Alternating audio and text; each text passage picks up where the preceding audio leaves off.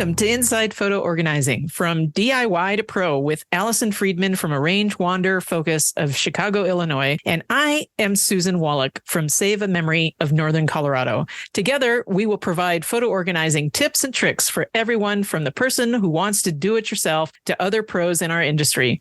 We'll discuss current software and hardware news about photo and digital asset management. We will be answering your questions, and we hope that as you learn more, you can complete your own photo organizing project and feel more confident to finally know, hey, I can find that special photo that I've been looking for.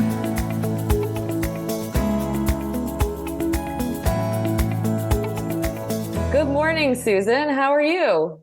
Good. It's getting a little chillier here. I can see the leaves are turning. It's fall, definitely. I just got back from my vacation. Not sure we had mentioned it, during this podcast, but I had a lovely trip to Hawaii and met some lovely friends, and actually got to go to Vancouver, a city I've always wanted to go to. So that was lots of fun. It looked amazing. I saw some of your photos. I did not have anything quite so exciting going on, but it is Halloween season here in Chicago, and my neighborhood goes all out for Halloween. Think huge blow up scary things and 15-foot wolves that talk to you as you walk by and singing pumpkins and all of that. So that is a super fun time to be in Chicago if anyone's ever, looking for a good time of year to visit. One of the funny things I realized as I walk around the neighborhood, I take a lot of pictures because it's amazing what my neighbors do. So I take photos every year, and I realized in cleaning some of those out that I have actually done that every year. And when I look back at October photos, I have a whole lot of my neighbors and can compare how they've upped their game year after year. That's pretty funny. The gentleman across the street, my neighbor, he's got those huge 10-foot scary skeletons and other animated creatures. And so, yeah, it's fun for me to look over. My yard is not quite as entertaining, so he's got quite a boring view compared to mine. But yeah, it's fun time. It really is great. And I also realize that I take too many of them. And these are pictures I don't really need. They're not of my own decorations. They're other people. But it leads us smartly into today's topic, which is digital photo organizing. Because now that everybody has a camera on their phone, and they have their phone, you have your phone with you all the time, we take so many more photos. And even just this example, if I had to go home and pull out a camera and bring it with me to walk around town and look at Halloween decorations, I wouldn't take first, I probably wouldn't do it. So I wouldn't even have them. But if I did, I'd have far fewer, because you're much, much more cognizant of using film and the time it takes to develop.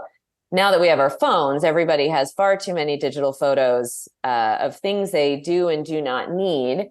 So on today's episode, we are going to tackle just some of what you need to know about wrangling your digital photos into submission.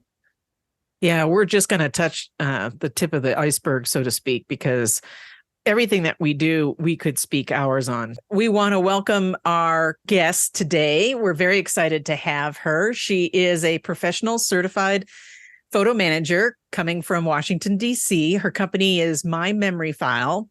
Good morning, Cheryl DiFrank. How are you? I'm great. Good morning, Susan and Allison. Thank you so much for having me. I'm thrilled to be here. Oh, we're so excited. People can't see your beautiful smile, but I just want to say it's always such a delight to speak with you and pick your brain. And so we've got a handful of questions for you today. Are you ready? I think I'm ready. Okay. So we like to let our guests introduce themselves. So would you start by explaining to our listening audience a little bit about your background with photography and data management, and how you started My Memory File? Yeah, I'd love to. So I kind of joke sometimes that I've been in training for this for most of my life because my father is a retired professional photographer. He was an assignment photographer in the Vietnam War, and then moved into stock photography later in his career. And as a young child, like school holidays and snow days, I remember my sister and I would go to his studio and help, clean up or help label slides. So that was kind of my first exposure to photo management, really. And then fast forward to after college. So there's a big span there that I was not involved in photos. I was selling medical supplies, and my dad had an idea to open a stock photo agency. He was represented by a number of agencies, and he had an idea to kind of start one in a different with a different model. It was the early 90s, and that was right about the time that scanning was becoming, or digitizing was becoming accessible. It was, if you remember, Kodak CD was kind of the first accessible, affordable way to scan. I don't think a lot of consumers were using it as much yet, but professional photographers were starting to use it. And we decided that our agency would be a completely digital agency. So any photo that came into us from a photographer that we were going to represent, we would digitize if they hadn't already. And so it kind of meant that we were building a digital collection where most other agencies that had been around for decades, they had hundreds of thousands of millions of slides that they now had to digitize. So a huge endeavor, huge cost. So we kind of had an advantage in some ways, and we're very nimble. And on top of that, I learned a tremendous amount very quickly about digital photos, not photography. People weren't really taking photos digitally at that time, but learned about file formats, TIFF, JPEG, compression, resolution, all the different things that we needed to know, and how to deliver files and so on. So we ended up representing about 450 photographers and managing a collection of about just under 500,000 photos. So you can imagine a lot of what I did there translated very well to my current job as a photo manager.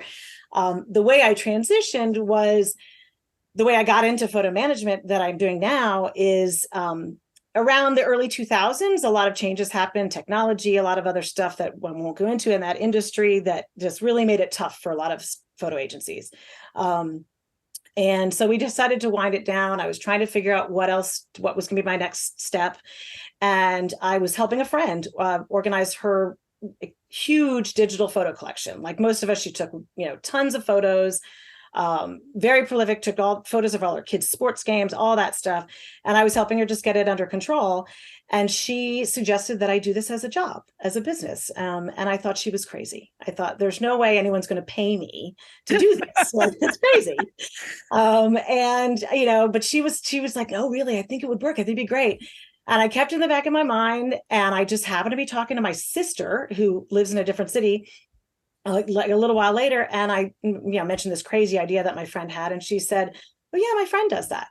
And I thought that was it blew me away. I'm like, there's really a person that does this. And then she said, yeah, I think my friend belongs to some trade association or something of photo managers.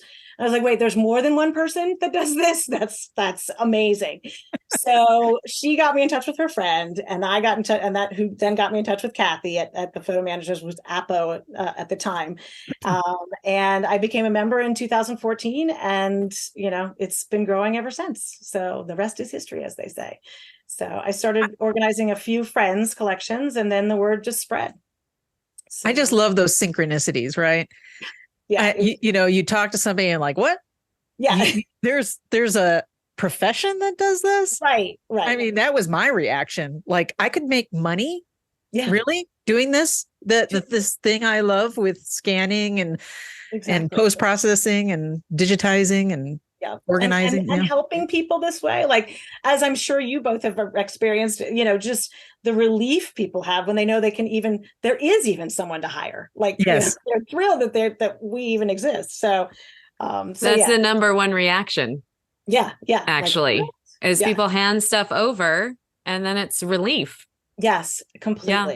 Right. Yeah. So sorry, go ahead. No, I was just gonna say, I was just telling this to somebody yesterday, actually, that before I even do the any organizing, just handing it over. They're like, we're so happy to get this out of our house, like, do whatever you want with it. We just are so happy to be able to hand it to somebody. So yes, 100%. So tell me, as a photo organizer who handles everybody else's collections all the time, is your own collection organized? Yes, I have to say that it is. I'm again, partly because of what I did before, right? I kind of was always in photo management mode. So when my oldest daughter was born, it was 2002, and we ordered our first digital camera. We ordered it, and I think it actually literally arrived at our house when I was in the hospital delivering my daughter. So the first photo, like from her actual birth, is all digital. So that at least has kind of made it nice that there was kind of that delimiter, right? That everything is digital. And again, because of what I did before, I've always kind of been able to keep them organized. But I will say, I will come clean, and I have my own Achilles heel, that my annual photo books stop at 2013. So I have that same, there's never judgment from me, because I say the same thing that I hear my clients say.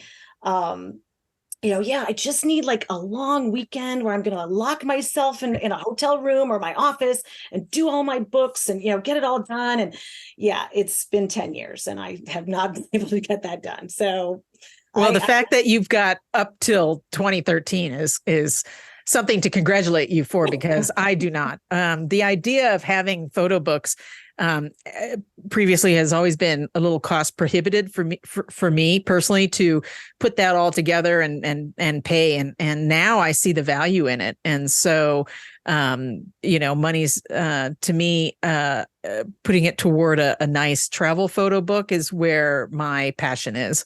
Not necessarily, and I'm not married and I don't have kids. So to have a year an annual photo book, as you say, is probably not something that I personally would do. But to relive some previous fantastic travel trips that I've taken, that's up my alley. I just did a very nice one from a trip last year I took to Italy. And it just warms my heart when I flip through those pages. So let's back up just a sec, though, because I get a lot of clients and I see on Facebook pages and just from people around me that there does seem to be this strange pressure, especially if you have children, to do an annual photo book.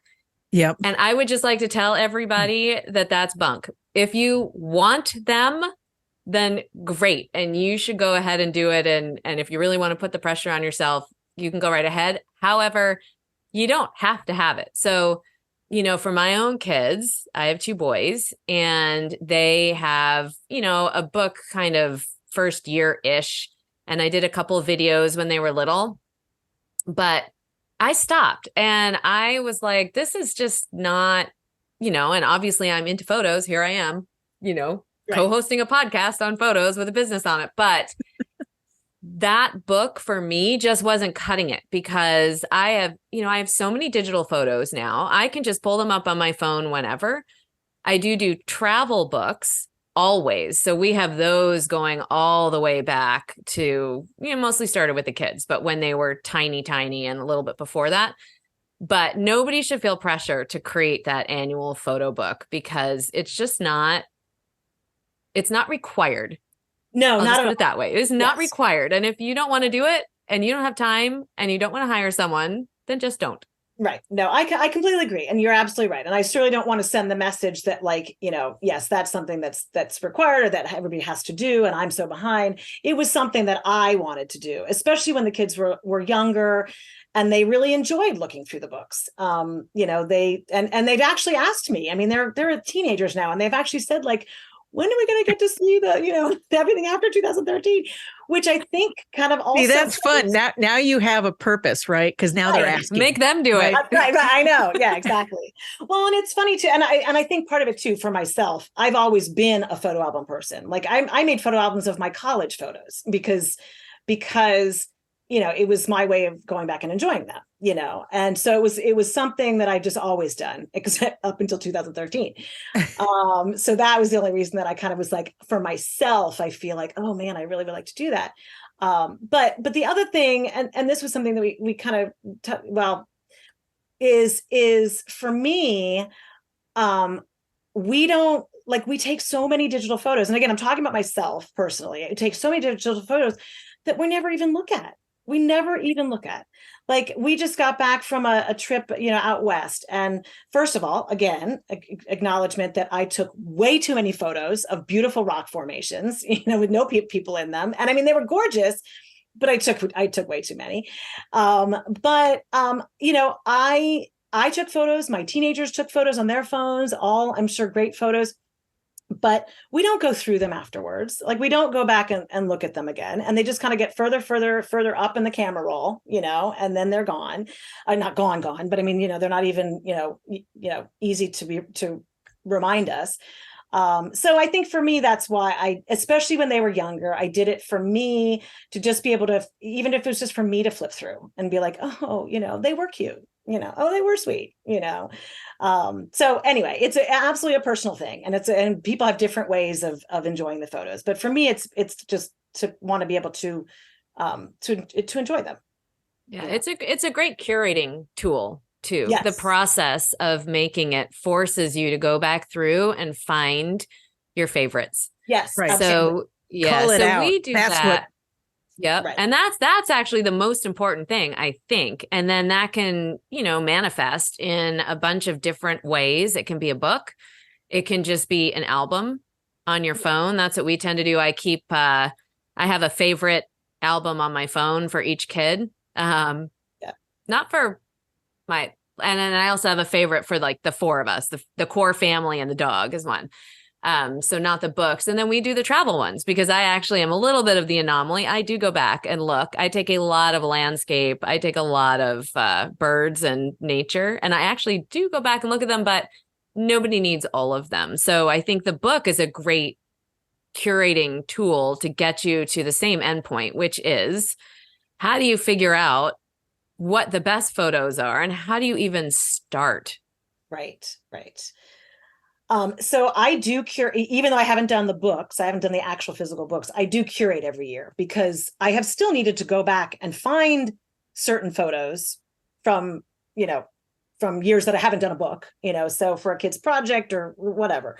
So I do definitely, that is kind of a given for me, that I do definitely curate. So I've got a folder of selects for each year that I can at least go to, because I do feel very strongly, certainly again, for myself. And I tell my clients this too, that if you don't do that, it's almost useless, because it's just too many photos. Your kids are not. You can't enjoy them. You can't enjoy them. You can't find what you need. Your kids are going to look at, if you hand them a flash drive of 100,000 photos from from their life to 18 or whatever it is, what are they going to do with that? I mean, Right. that's overwhelming. So yes, so I definitely feel very strongly about curating. Not necessarily, I don't throw away anything. I don't throw away the B-roll, or the stuff that is not in my selects, but I mean, I can tell you, I've never gone back to it. I keep it for comfort, or just to say, well, if I ever wanted to see every photo from that vacation, they're there. But I never have, So what is your methodology? Can you walk us through how you do it, either for yourself or how you handle clients? Yeah. I'm assuming it's actually quite similar. Yeah, it is. Absolutely. Yes, absolutely. I'm probably a little bit more strict, if you will, with my own photos, because it's just me and I'm making the decision, and I'm like, that person is not important. I don't need them, in my selects.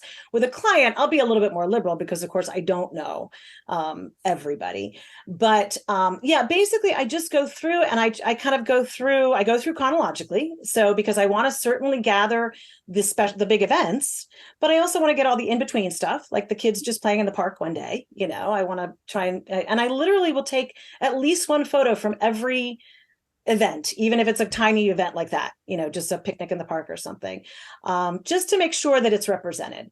And then I'll kind of, Obviously it's very subjective, but I'll try and make sure that I get all the important people represented. You certainly learn very quickly who the grandparents are, who the aunts and uncles are, who the people who keep showing up are. I'll make, so you kind of get a feel for who's important. And then if there's an event with a lot of photos, I'll just kind of, again, try and get the best representation. Like I always use this example of the birthday party with the piñata.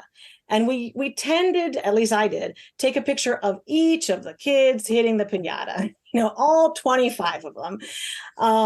For all 3 rounds until it falls. Exactly. And in my mind, I think to myself, would I put all of those in a photo book, if I were making a photo book, or would, I need to see all of these, to relive the party in real time, basically.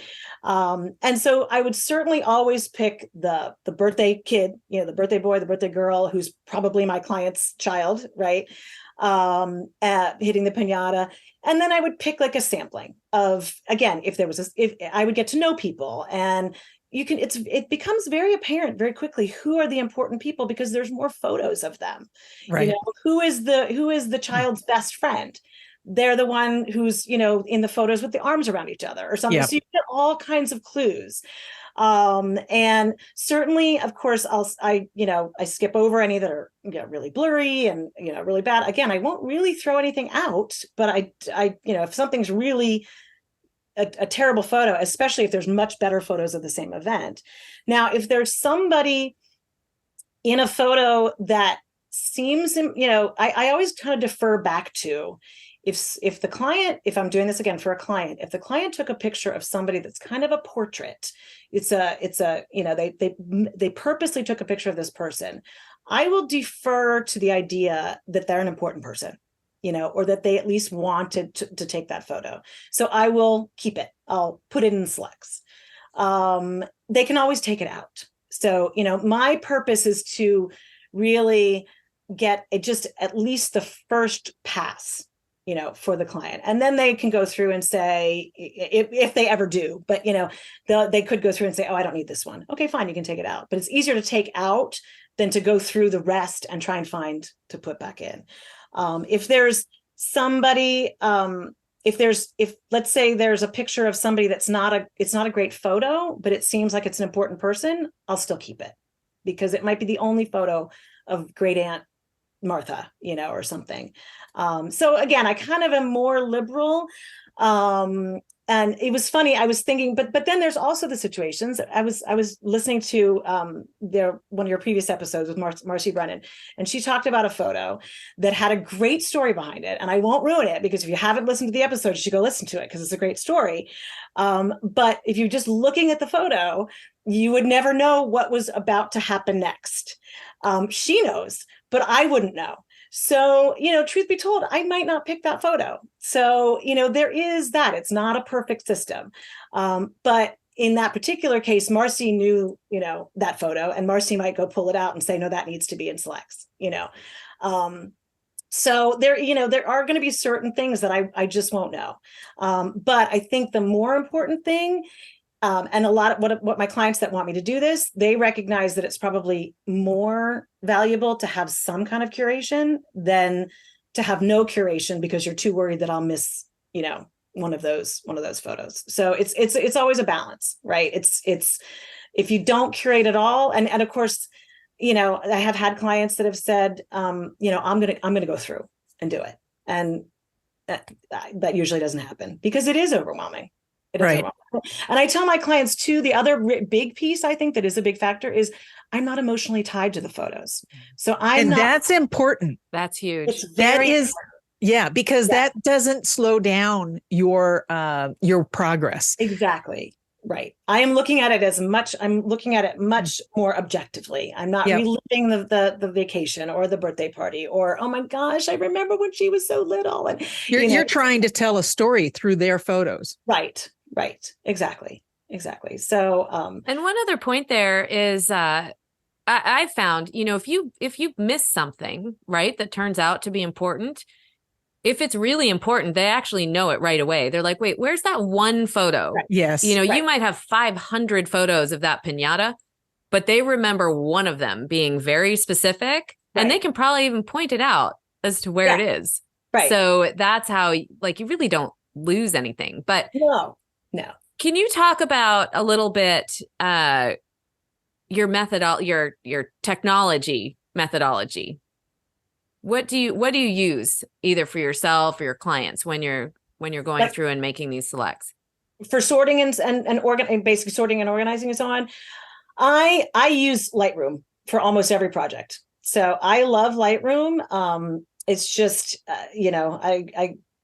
it was recommended to me years ago, and I've just always loved it. I love, one of the biggest things that I love about it is two things. Number one, that I feel it gives you can get a great overhead view of your whole collection. You can see all the folders of your photos. Again, this is on the assumption that the photos are in folders on a hard drive, but I personally love the fact that I can get an overhead view. I can see all the folders. I can move things around. I just, and I'm just obviously have gotten very familiar with it. I was not familiar with it before I went. This is not a tool that I used in my old business. So I did learn it, since becoming a photo manager. What did you use in your old business though? So I used Extensis Portfolio, which of course is defunct. It's no longer around, but it was original. I mean, this is going way, way back. It was originally called Extensis Fetch, but it worked. It worked kind of similarly. It was kind of, what it was? It was really kind of a mix between Apple Photos and Lightroom. And I say that only because how Apple Photos, when you import a photo into Apple Photos, it's kind of like, I picture it as it's kind of ingested into the catalog, right? Extensis Fetch was the same way. But it's a portfolio, I should say, Extensis Portfolio, but it also gave a lot of different other options. Like it's defunct, so there's not even any point of me going into the details. But that's what I used at the time. And actually, I had a computer that was a 2007 Mac that I kept working for a long time because it had the old database. It still had Portfolio on it. And I was like, I could still use Portfolio if I needed to, until I got familiar with Lightroom. So interesting. And so speaking with the Lightroom then, so we're going to fast forward. So you have somebody's clients and photos, and let's say they're physical or they're digital, they end up in Lightroom. Right. And what are the steps you take after that? So the first thing, if they're scanned photos, then they're probably already in. I mean, if I scan them, they're probably already in some kind of chronological order, because I would have sorted in the prints before I scan them. So they're probably already kind of in some kind of order. If they're digital, which then I'll fine tune within Lightroom. If they're digital photos that I have maybe downloaded from multiple devices, maybe from a couple phones and hard drives and so on, all these different places, then I will usually go through. And the first thing I'll do, I mean, I stop me if I get a little too tedious, but the first thing I'll do is pull out any labeled folders. So if there's photos in a folder, that are somehow indicate a date or an event or something that I don't want to lose that reference, I'll kind of set those aside. And then whatever I have left is presumably photos that are, the only thing I have to go on is the embedded date, right? Is the date in the photo, which hopefully the majority of those dates are correct, because that's what I'm going to use at this point.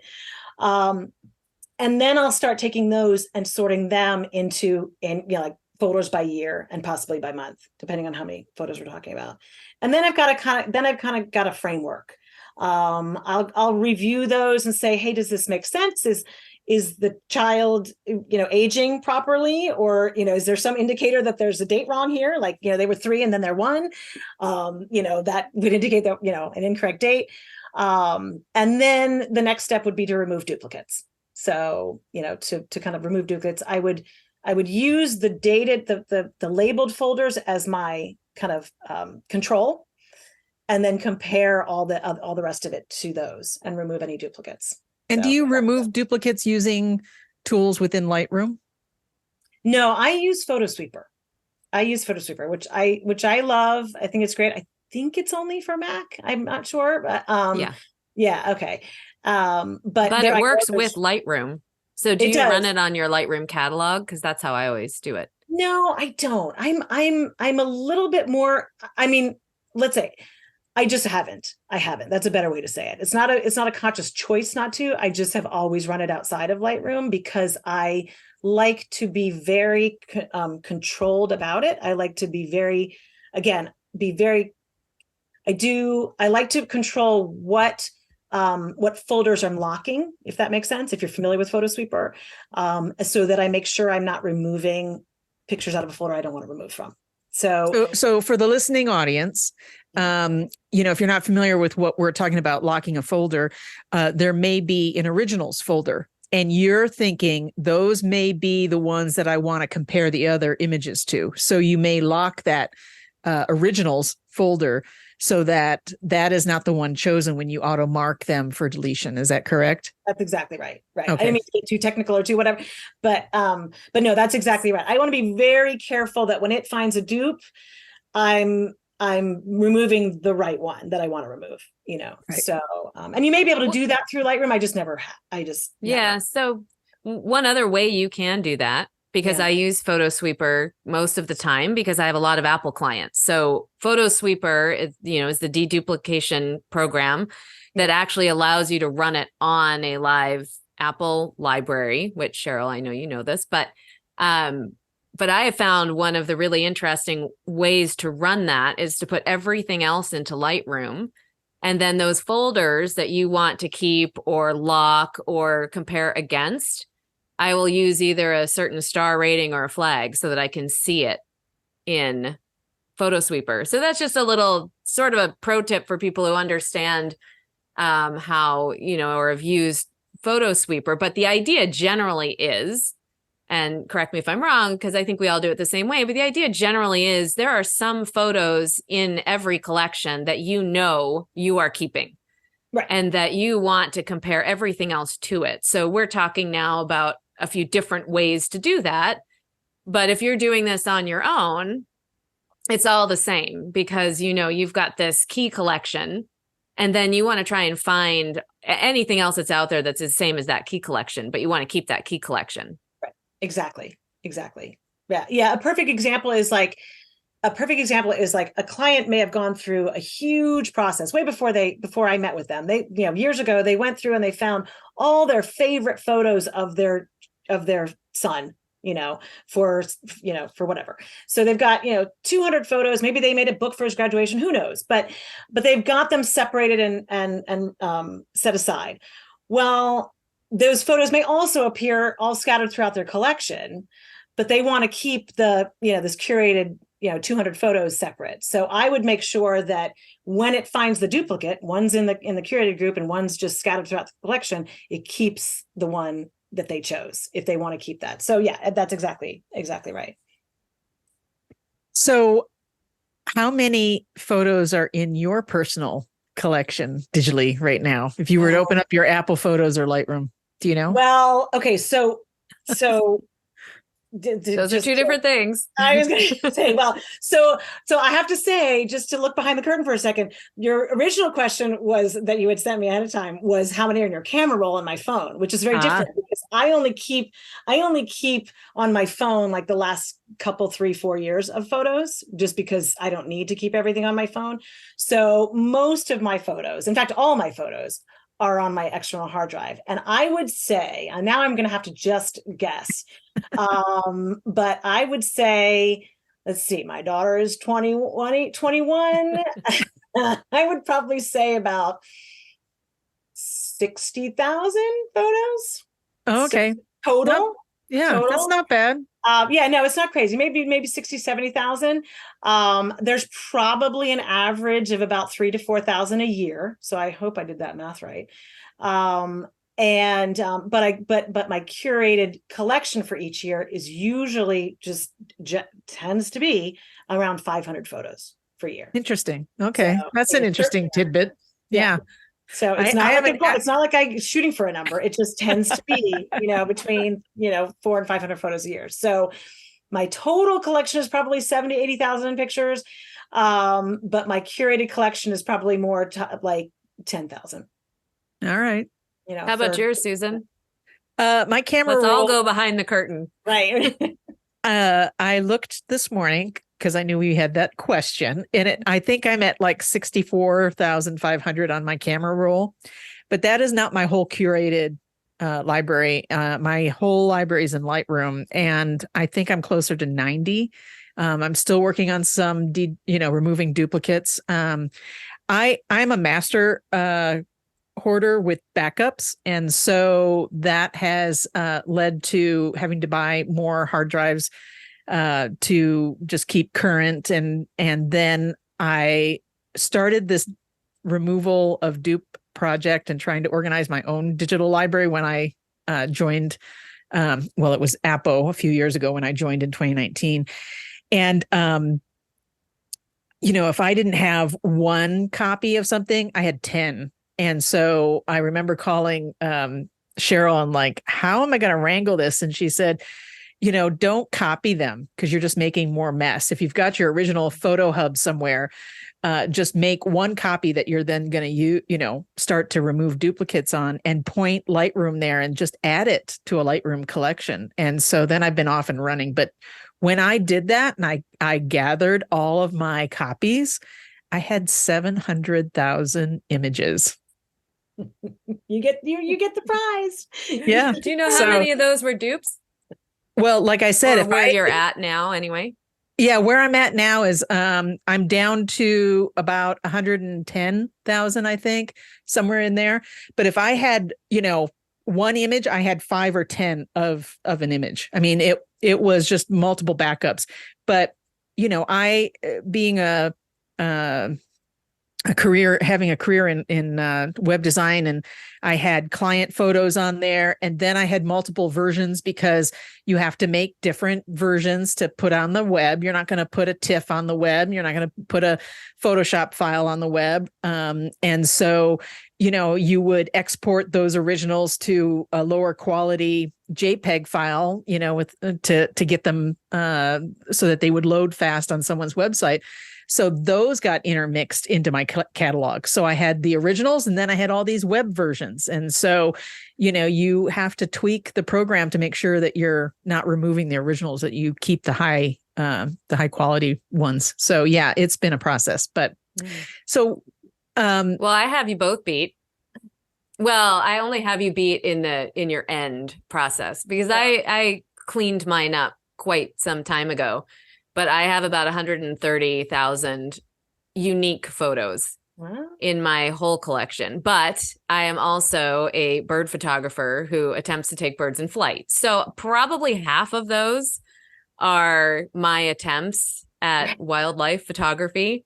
But I have looked at them, and there's several reasons actually why I don't always get rid of those. And some of it is just in terms of identification and things. Sometimes I keep photos so that I know what I'm looking at, because the best photo doesn't actually tell me what the bird is. But that's a whole different issue.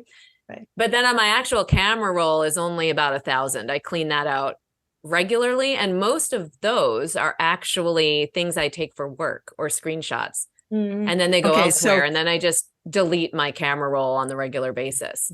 All right. Yeah. So just so people understand, your main catalog then would be in Lightroom and not your Apple Cloud.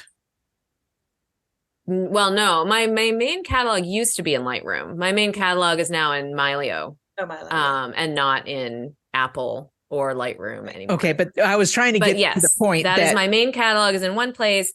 My camera roll is on my iPhone, and that's my day-to-day. Which is attached to Apple Photos, but it gets eventually sucked into your workflow process with Mylio. So it frees up your space. Right. Correct. Okay. And then I just, once they're in Mylio and I process them there, then I essentially delete my camera roll on a regular basis. I just go in and delete the whole thing because I don't need it. Right. On my iPhone. Anyway, getting off topic. No, I think, no, it's still a good topic, but I want to make sure, because we've got people who, are trying to understand, how can you have 130,000 images, but you only have 1,000 on your camera roll? Yeah, I guess that is a little bit misleading. So I will back up a little bit and say I actually can access all 130,000 on my phone. They are just in small versions, but they don't live there. The original lives on hard drives. My camera roll is literally when I press the shutter button. Yes. On my phone, and those go into Apple Photos. Okay. So I think I see another episode going into this kind of thing, and backups, and there's so much. It's endless. Talk about there. All right, Cheryl. So how do you get to the point where when you're working with digital photos, you've got to keep up with all this technology. I mean, we've already named several programs, and some are defunct, and there's probably more that will be defunct in the tomorrow. So so how do you keep up with all this technology? With my fingernails, hanging by my fingernails. Just barely. I feel like that sometimes when, I'm just, I feel like I'm barely holding on to keeping up. And there's already so much that I, am not using that I could be using, or that I'm just not aware of. To answer your question, how do I even attempt to keep up? I mean, truthfully, my biggest resource for just information and, technology and so on is the photo managers, is the organization.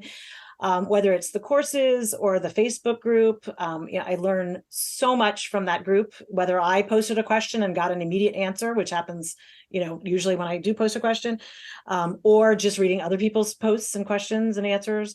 I mean, there's so much information there that I kind of don't have time to go find it elsewhere. So that's really my biggest thing. I do live in fear of, one of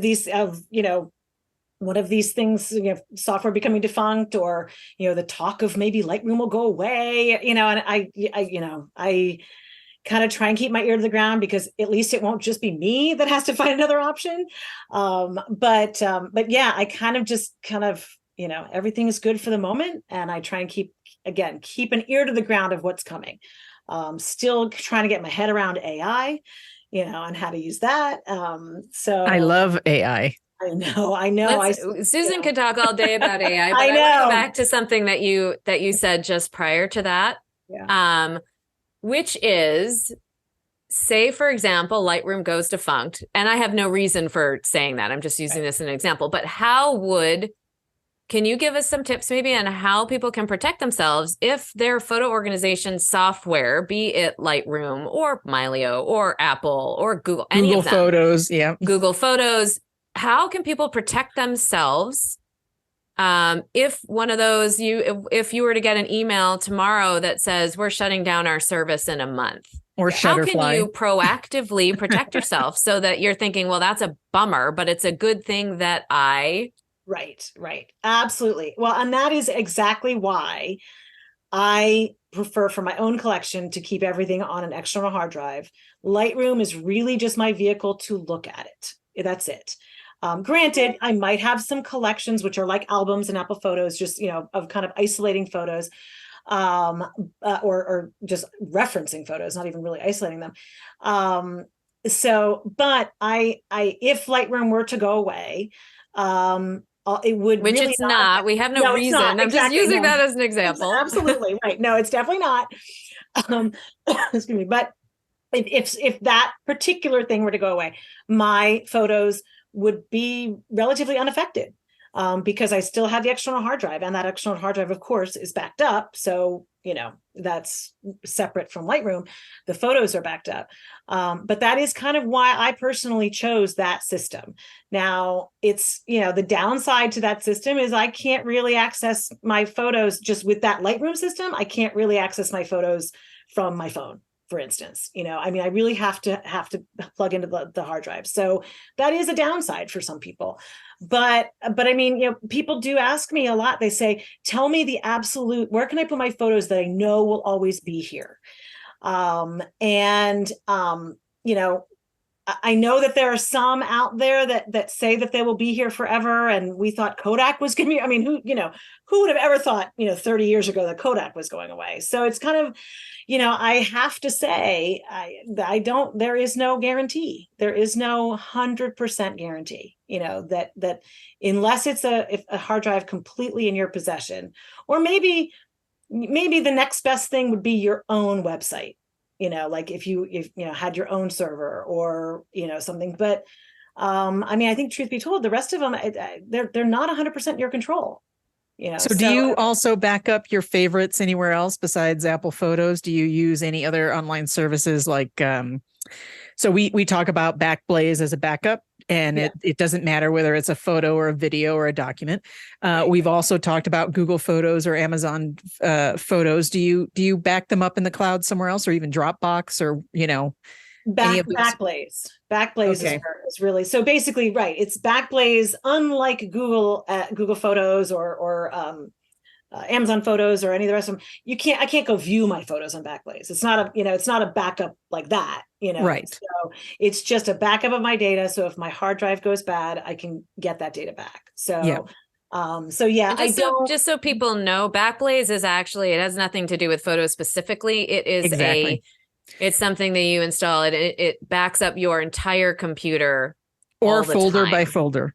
Right. Or folder by folder. You can choose. Or you could plug in a hard drive and it'll back up that specific hard drive. Right. But it's something that runs in the background. It's not something active. And I think actually probably all three of us use it. Yes. I check it every once in a while to make sure it's working.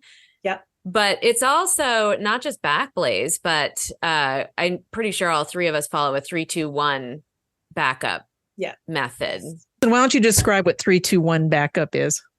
Yeah. So this is something that I talk about with my clients and something that I do all the time, because I agree with you, Cheryl. I think everybody should have a copy of their own photos in their possession that, if you're on an island with no internet, you can still get to them. So what the 3-2-1 backup method is essentially three different copies in two different locations, with one of them off site. So that can manifest a few different ways. Your three copies can be on three hard drives. They could be one on a hard drive and two in the cloud. There's a variety. In two different media means, say, one on a hard drive and one in the cloud. And then one off site could be, you take one of your hard drives and you stick it, in your office or at the bank. Or that offsite could be in the cloud. So there's a whole different friend variety, or family. Right. Friends or family. So the idea is essentially you have three copies that are spread around so that if your house burns down, for example, you don't lose them all. Or, your cloud service goes defunct. Yeah. Or a hurricane or whatever. Tornado, whatever it is. Yeah. Seems more and more people are being affected by these weather patterns all over. So having the things that are important to you, those memories backed up, is really important. And that's what we're all here to do. Yeah, absolutely. And the only thing that I always kind of keep in mind with my clients, because different people have different kind of comfort levels or whatever, that, when you talk about especially two different hard drives, the risk there also is that as soon as you add photos to the one that you keep in your house, the other copy now is different. And it's one thing if you're just adding photos to the end, right? I'm just adding, the next year of photos. Okay, well, I'm just going to add it I'm going to get the one from the bank and I'm going to add it to that too. But if you're making any changes, within I went back 10 years ago and I, or I added some photos that I got from my sister and, for 2 years ago. So you just have to be mindful of that, right? You just have to be, so maybe it's like once a year, you just make an entire new copy as opposed to trying to make, insert those changes, incremental copies. Yeah. So one of the things that I do is I've got what's called a network attached storage. solution. So it's not just a single hard drive that I attach to a computer. My secure backups are on a multiple drive RAID system, which is some software that manages all those.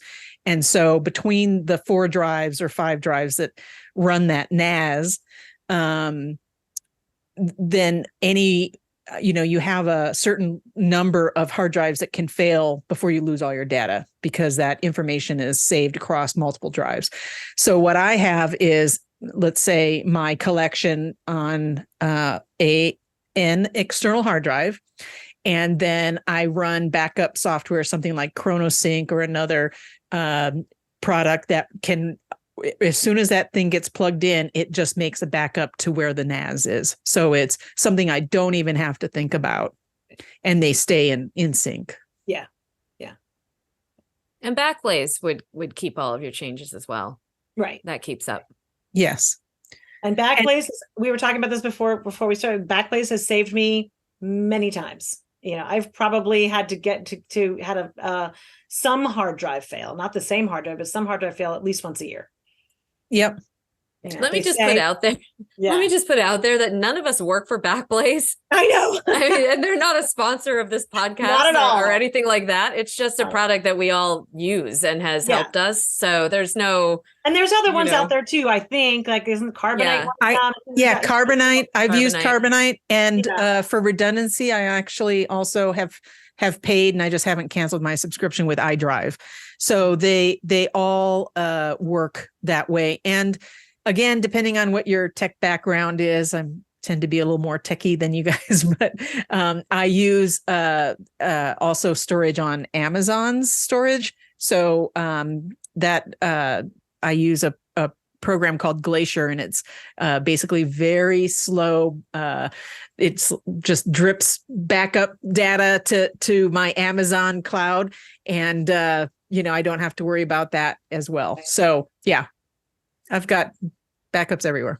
Well, and since we're on the topic, is it worth, because there may be people listening that maybe aren't professional photo organizers, but maybe just it's worth. And when it comes to backups, so many people have iPhones, and I know this topic comes up, yes, and certainly with our clients, that iCloud. So many of my clients don't even really know. They just say it's in iCloud, so it's good, it's safe. I don't really know what that is. I don't know how to get there, but but it's safe. But iCloud is not a backup, because if you delete something from your phone that is that is quote unquote backing up to iCloud, it will be deleted from iCloud.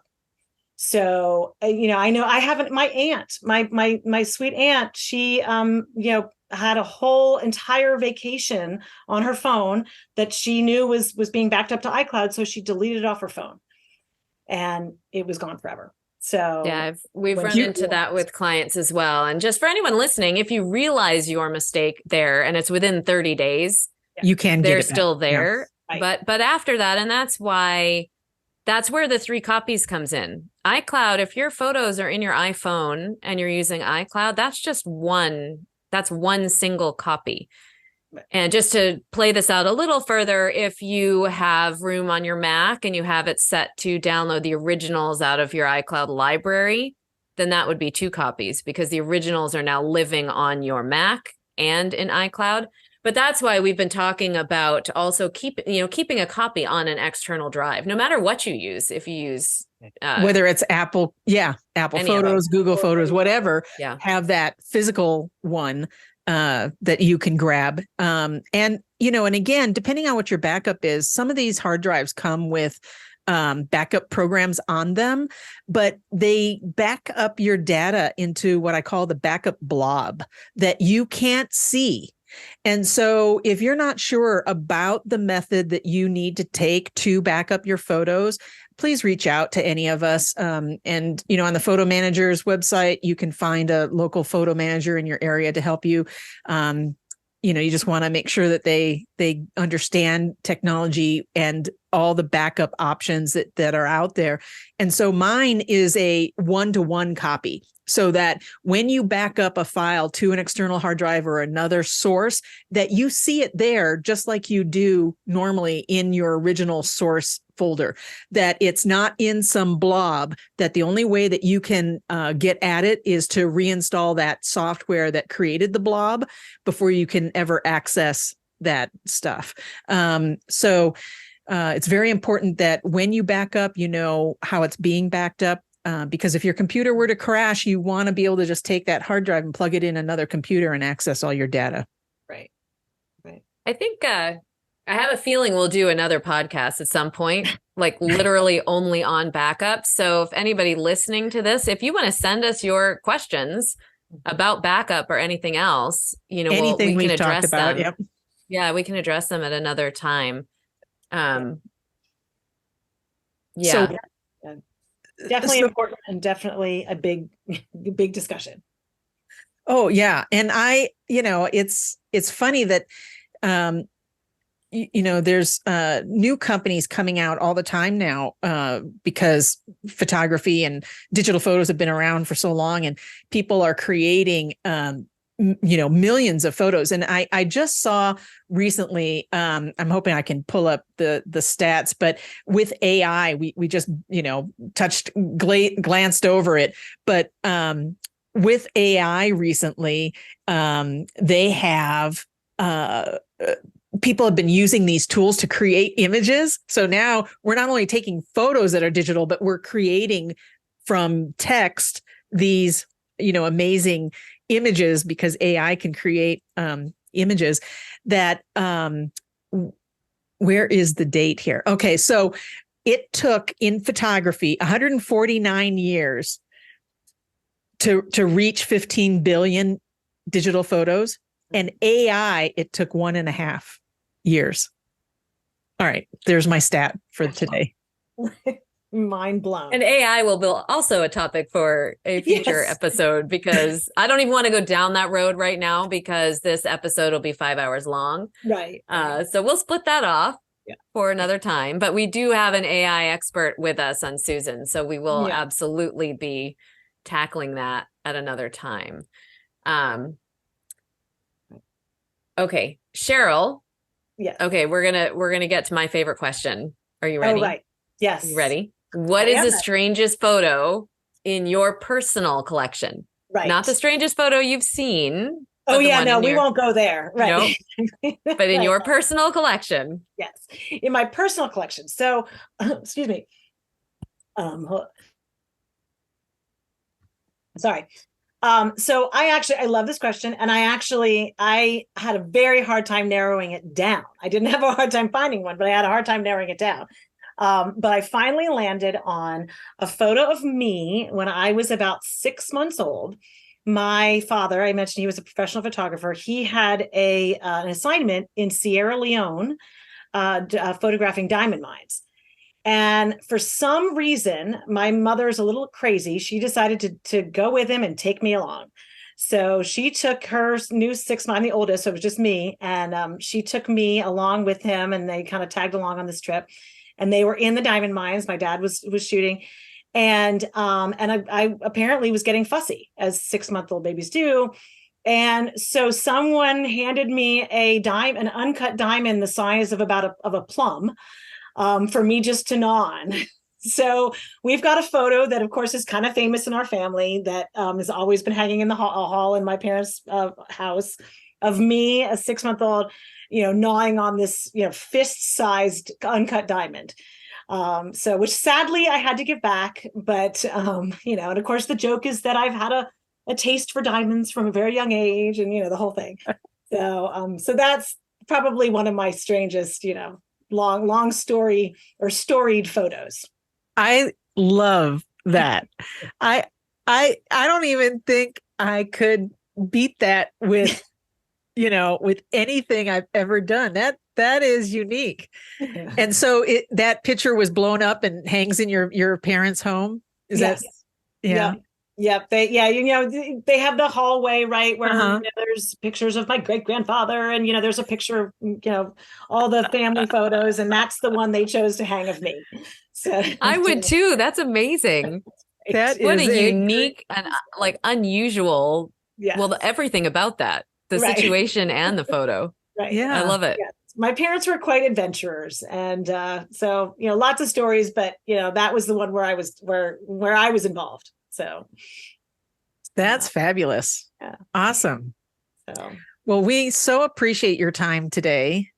thank you. I loved being here. I could talk to you both for hours. So I love to get to whenever I can. So, but thank you for inviting me. Thank you for having me on. So Great.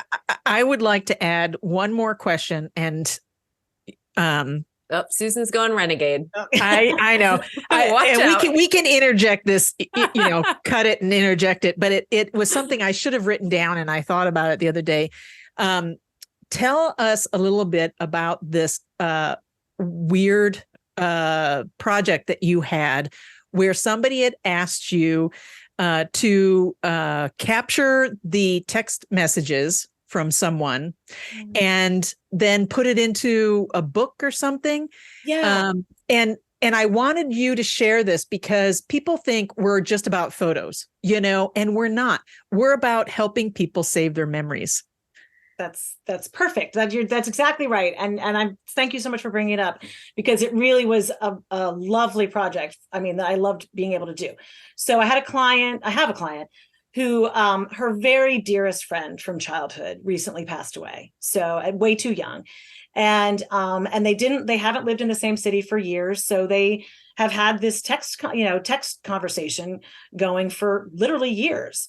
And so she's, a lot of what we've been doing together is gathering pictures of her friend and so on, just because she really just wants to encapsulate everything.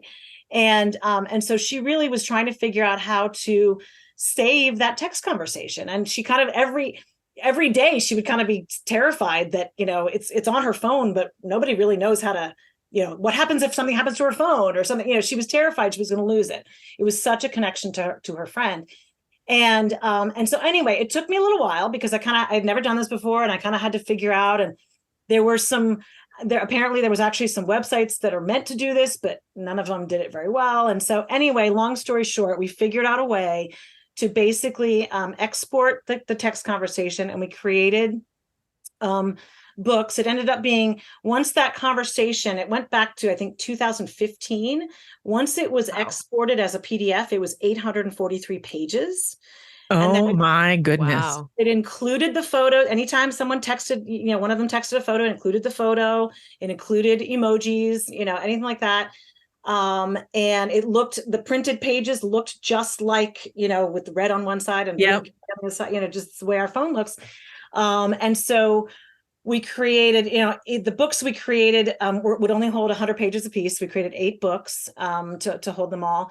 And now she's got, that whole 8-year conversation, that she can look back on, and she just is just glad that it's saved, right? That it's just, so the once we downloaded it as a PDF, at least we knew that it was saved. We were like, okay, right. Phone, craps, if your phone dies, it's, it's okay. But she really wanted a visual, hard copy. So it was wonderful. And she has been actually away the whole summer, so I haven't actually given her the books yet. But I can't wait. I mean, she knows that they're done, and she's just so relieved to know that that's finished. But it was a very interesting project because it was not anything I'd done before, and it was really fun for me to figure it out. And now I'm actually going through my own phone, trying to find if there's any conversations I want to save to make a book of, and haven't found one yet. So, but if there's, it's too bad that these companies that kind of offered this as a service are kind of, they didn't work out. I mean, right. One of them actually has gone out of business, sadly, but because it is a great idea. Yeah. But I didn't have it. It was my client's idea, but. Yeah. That's like the epitome of saving the story with a photo. Right there. The text string around the photos and the whole conversation. What an amazing project. Yeah, it was really fun. It was really fun. So yeah, that's the kind of stuff that I love. Just, figuring something new out, or, every project is different. Every client's different. So yeah, that was really fun. I know nobody can see them. The stack of books is behind me, but obviously people can't see them, but yeah, I'm excited. Cool. Yeah. That's just another day in our life, right? Somebody comes up to us and we don't know what your important project is. Right. So, but we have a huge community, and I know that you posted several questions about this, and the tools that were suggested for you to grab these images and stuff. So I'm guessing when you got the raw data, did you create it in Word or did you use InDesign, or just curious? No, I actually, the actual process was, once it was a PDF, I just broke the PDF into individual pages, as opposed to one 843 page PDF. I just broke them in, and then I ran a Photoshop script to save each PDF as a JPEG. And then I said, the only real tedious part was that I had to place each page, on the page of the digital book, that we're creating. Which is minor. It was very minor because it was just very rote. It was very easy to just one after another. But yeah, no, and the book format, the book size was 8 by 8 by 11, so it worked out perfully. It worked out great. And so this was from an iPhone message, right? Correct. Right. So I have both Android and iPhone. I have a business phone, and I've been ambidextrous in both PC and Mac worlds for quite a bit. Yeah. But one of my tools to back up, as a little tidbit for folks, on my Android device, I have a Google Pixel, is called SMS Backup Plus. And so I've been using that for a while, where it connects to my email and it backs up my text messages as an email. Oh, wow. Yeah. So I don't know if there's something similar like that. I think iMazing can, I believe, do that. Well, that's after the fact, so it's not real time. But SMS backup is literally a real time backup, where as your messages come in or whatever, you tell it on what schedule you want your messages to be backed up. Whereas iMazing can go in and grab all of the data in a point in time. Right. So do you mean that you're not getting an email every time you get a text? No. Okay. Right. It's whatever my schedule is to create that email, and then it sends me the threads. Okay, got it. Yeah. Yeah. So, yeah, it's you just don't know what's important to people, and if it is text messages or emails or whatever, or that photo, it's important to back up that data, because your phone, you may not realize that data is vulnerable. Right. Absolutely. And you mentioned that, that I had posted several questions about this project, because I really didn't know how to approach it initially. And there were ways that I could have done it, that would have been a totally manual, like me pasting individual it would have been, hundreds of hours of work. It would have been ridiculous. But that's where that photo manager's Facebook group, I think it was Sandra, or maybe it was a couple different people that led me to iMazing, which was absolutely the key.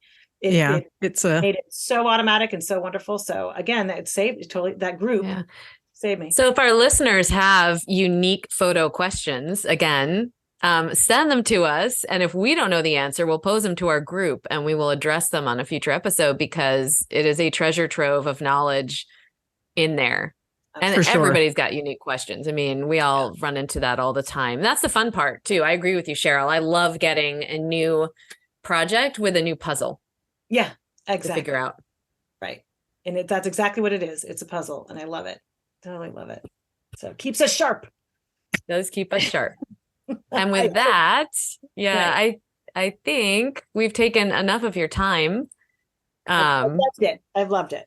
So thank you again. So, well, thank you guys so much. Really, I love it. Thank you. I can talk all day. So just let me know. So can we, clearly. I know. I love this. Exactly. Gosh, I just love talking to Cheryl. Isn't she fun?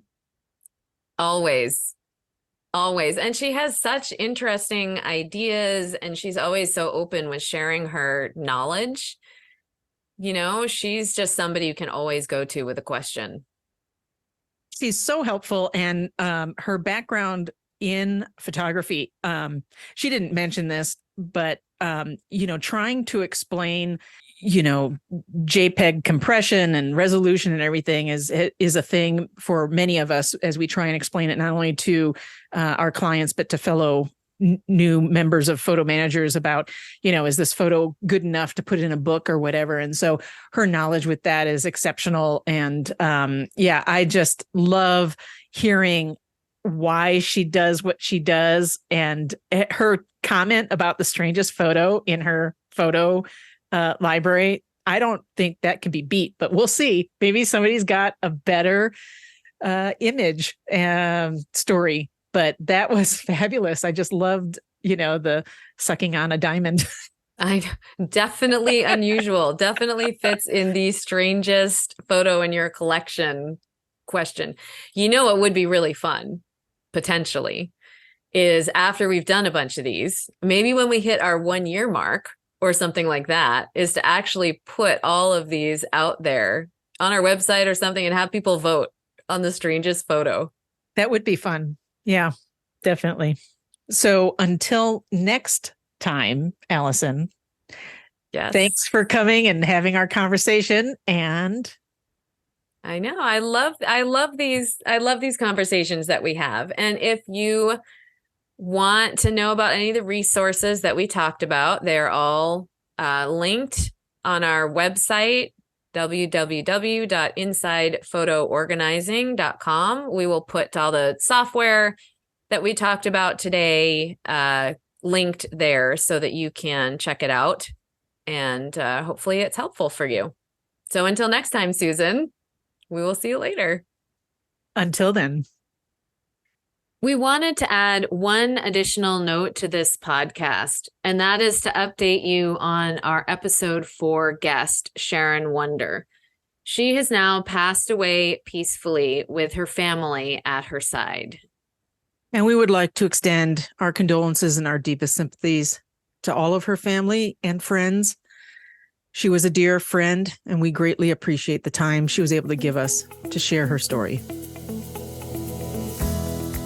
That's it for our show today. Remember, you can find this episode on all of your favorite podcast apps. Be sure to click follow so you can stay up to date with the latest in photo organizing. We'll catch you next month.